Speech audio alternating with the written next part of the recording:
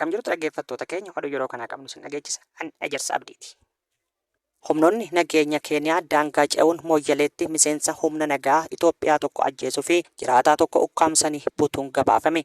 Humnoonni nageenya Keeniyaa daangaa Itoophiyaa qaxxaamuruun magaalaa Mooyyalee ganda Boolee yookiin Duwwaa lamatti obbo Abduubaa Waariyoo Didaa bulchiinsa fi nageenya gandichaa ajjeesanii jiraataa magaalaa Mooyyalee biroo Waariyoo Gurraachaa jedhamu ammoo ukkaamsuu jiraattonnii fi aangawoonni magaalattii maddeeniif ibsanii jiru. Jiraataan magaalaa Mooyyalee kan yaadasaa maddeeniif ibsan Abbo Huseen Halkanoo sanbata xiqqaa 3/22/2025 waaree booda naannoo sa'aatii 11:40tti humnoonni nageenya Keeniyaa daangaa Itoophiyaa seenuun konkolaataa 3 mana jiraataa tokko kan Waariyoo Gurraachaa jedhamu deemuun to'achuuf yaalanii jedhani.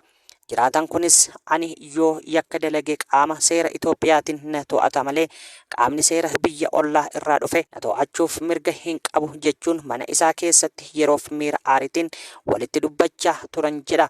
Booda irratti erga walii galuu dadhabanii gara bulchiinsa fi nageenya ganda Duwwaa lamaatti dawwaluun akka Abduubii dhufee taasifame jedha. Akkuma dhufeen kuni daangaa keessanii miti yoo rakkoon jiraate nutu to'ata jechuun bulchiinsaaf nageenya ganda Duwwaa lamaa kan ajjeefame wajjin akka wal dhaban dubbata. Kanuma gidduutti osoo inni hin beekin miseensi nageenya mootummaa Keeniyaa tokko jilba isaa dhiituun lafatti kuffise jedhan. Kana boodas yeroo kanatti shugguxiin isaa waan jala ba'eef osoo inni hin fudhatin shugguxii isaas jarumaan fudhachuun bakka itti kufee osoo ka'aa jiru rasaasan ajjeesuun nama lammaffaa kan Waariyoo Gurraachaa jedhamu ukkaamsanii fudhatanii jedha namni maddeeniif odeessa kenne kun.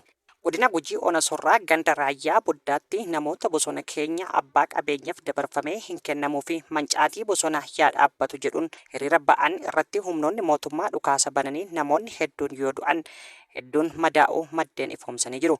Kana malees namoonni hedduun mana hidhaatti kan guuraman yoo ta'u hedduun ammoo qaama mootummaatiin barbaadamaa jiraachuunis baramee jira. Namoonni mana hidhaatti guuramanii ammaaf maqaan nu qaqqabe Taganyi Haayilee, Baqqalaa Adulaa, Yohaannis Magashaa, Ayyalaa Goobanaa, Fiqiruu Warrasaa, Saamu'eel Gadaa, Maatos Godaanaa, Dukkulee Magaashaa, Marqoos Damissee, Udoo Guduree, Ximootosii Magashaa, Tasammaa Bulushee, Waaree Ayya'aa, Waaqoo Udoo, Haayiluu Gadachoo, Yoosef Guduree, Ergaa Guduree fi namoonni 4 ammaaf maqaan nu qaqqaben mana hidhaatti dararamaa jiraachuun baramee jira. Namoonni kunneen qonnaan bultoota yoo ta'an badii biraa qabaatanii akka hin ta'inis maddeen ifoomsanii jiru. Godina Arsii Bahaa Ona Heexosaa keessatti loltoonni mootummaa PP maqaa qabata waraana bilisummaa Oromootiin namoota nagaa 2 ajjeesuun barame. Kana malees godinuma kana Ona Jajuu fi Martii keessatti namoota hedduu hidhuun dhagaamee jira. Arsii Bahaa Ona Heexosaa ganda Hurxubaa Dambii iddoo addaa Qillisaa jedhamutti loltoonni mootummaa PP 3/21/2025 bariin gandicha keessa deemuun hawaasa hiriirsaa erga turanii namoota maqaan isaanii Caalaa Bashir Maraqoo fi obbo Ibrahim Jamaal Huseen abbaa ijoollee 2 mana isaanii keessaa gadi baasuun gaaffii tokko malee rasaasa itti roobsanii akka ajjeesan jiraattonni maddeeniif ifoomsanii jiru. Namoonni kunneen yakka dalagan qabaatanii osoo hin taane maqaa qabata waraana bilisummaa Oromoo qabduu fi sababa oromummaa isaanii qofaaf yakkabanii loltoota mootummaa PP'n akka ajjeefaman jiraattonni himuun haalli gandicha keessatti irra deddeebiin mul'atu kan abdii nama kutachiisu ta'uu jiraattonni dabalanii ibsanii jiru. Bifuma wal fakkaatuun godinichuma sana keessa Ona Jajuu ganda Hurutaa Dooree iddoo addaa Ijaaraa jedhamu keessatti 9/19/2025 loltoonni mootummaa PP maqaa hariiroo waraana bilisummaa Oromoo qabdu jedhuun qonnaan bultoota nagaa ukkaamsanii mana hidhaatti guuruun baramee jira.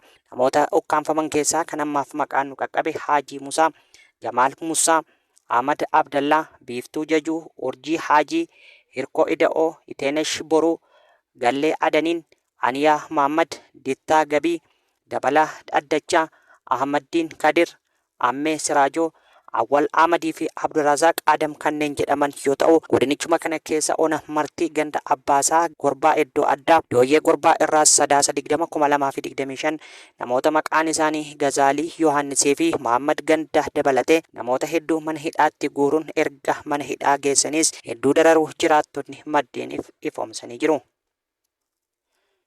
Baha Oromiyaa godinaalee Harargee lamaanitti yakkoonni saamichaa namoota hidhuu gudeeduu fi ajjechan uummata irratti jabaachuu jiraattonni maddeeniif himan. Dararri mootummaan PP godinaalee Harargee lamaanitti gudeeddii saamichaa fi ajjechaa seeran alaa humnoota waraana mootummaatiin jiraattota irratti raawwatamaa jiru kan yeroo kaanii nutti caale jedhan jiraattonni yakki dhala namaa irratti waraana mootummaatiin raawwatamu hammaachaa dhufuun tibbana addatti maqaa duula waraana bilisummaa Oromoo balleessu jedhuun onoota godina lixaa Harargee maraa fi baha Harargee muraasa keessatti lubbuu namoota darbaa fi hidhuun gidirfamaa akka jiran maddeen gabaasanii jiru. Abbaan alangaa obbo Taayyee Danda'a irratti himataawwan haaraa 3 banuusaa abukaatoon himan. Guyyoota 10 dura himataawwan lamaan bilisa jedhamanii himataa tokkoon murteen balleessummaa kan itti murtaa'e deetan ministeera nagaa duraanii obbo Taayyee Danda'a himataawwan haaraa 3 irratti baname. Abukaatoo obbo Taayyee Danda'a kan ta'an obbo Abarraa Nugus himataawwan haaraa 3tu irratti saaqame himanni kun har'a nu qaqqabe jechuun BBC'tti himanii jiru. Himataawwan haaraa banaman 3nis gaaffiif deebii obbo Taayyee Danda'a toora miidiyaa hawaasaa Horn Conversation jedhamu waliin taasisanii fi hidhaarra osoo jiranuu tamsa'ee jedhamu irratti kan xiyyeeffatan akka ta'an ibsanii jiru.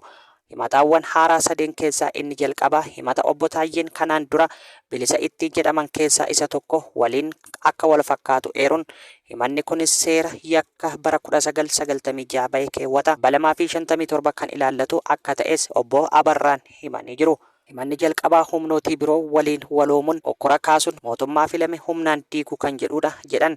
Himataawwan haaraa angawaa duraanii kanarratti saaqaman keessaa inni lammaffaan immoo raayyaa ittisaa ilaalchisee odeeffannoo sobaa fi dogongorsiisaa ta'e dubbataniiru kan jedhu akka ta'es himanii jiru. Himanni kun haleellaa iizii kaabaa yookiin raayyaa ittisa biyyaa irratti raawwatamee fi dhimmoota biroo ilaalchisee odeeffannoo dogongorsiisaa fi sobaa ta'e kennanii jiru kan jedhudha jedhan. Masiriin hangi bishaanii hidha Abbayyaarraa gadhiifamu wal caalu himatte. Masiriin duraayyuu Itoophiyaan tarkaanfii gamtokkee kan marii malee raawwatame jechuun xumuramuu hidha Abbayyaa fi akkaataa bulchiinsa isaa qeeqaa turte.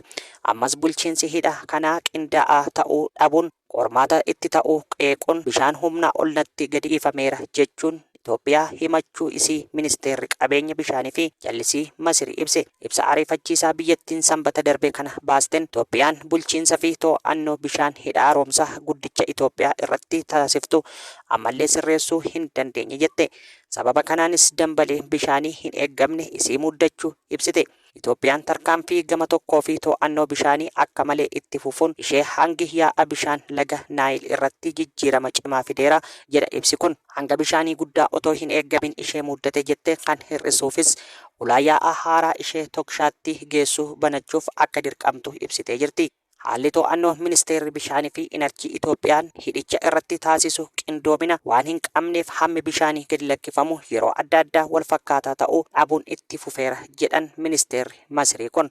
Jijjiiramni bishaanii ammaa kunis yaa'a gadiitti jijjiirama kanaan dura hin argamne uumeera jedha. Masiriin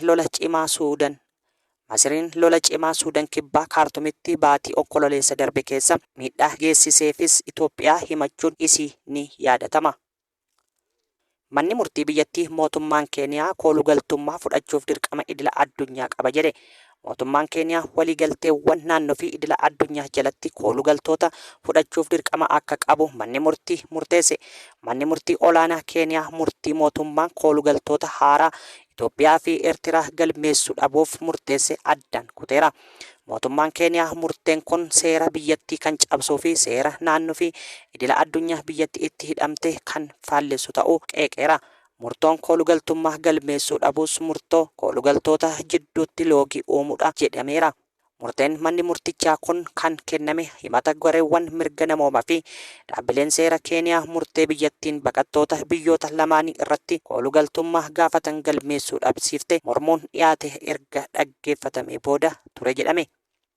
Egaan hordoftoota keenya oduu har'aaf qabnu asirratti raawwannee jirra. Qophiilee keenya biroo afaan waliin turtii gaarii isiniin jenna.